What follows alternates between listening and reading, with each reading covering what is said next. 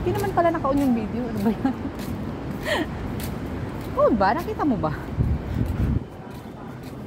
Ayan na nga ay guys. Guys, ito nga pauwi na kami guys. Ayan yung lap pool sa taas. After namin maligo sa lap pool. Ito naman yung pang kids. Ayan. See, ayan. Lap pool sa taas. Ayun na si Carmen. May drizzle na ulan.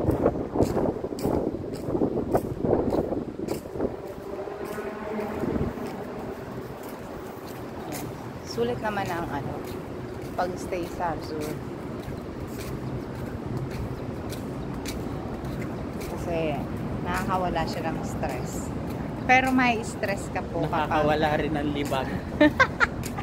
Pero sa mga mag-staycation lang at lang, I mean, yung alam nyo na, hindi siya advisable na tumira dito. Hindi namin ina-advise na tumira dito. Kasi expensive eh. Hindi siya abot kaya ng lahat.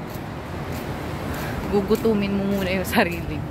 O kaya naman, kung gusto nyo makapunta talaga dito, ano yan, mag-save muna kayo.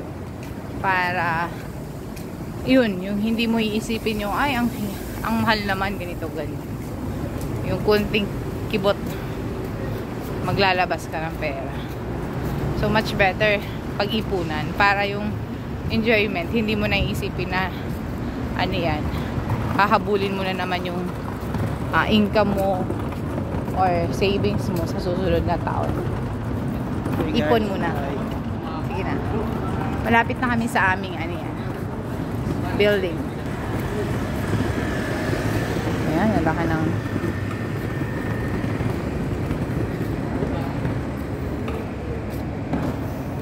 ito, dito po kami.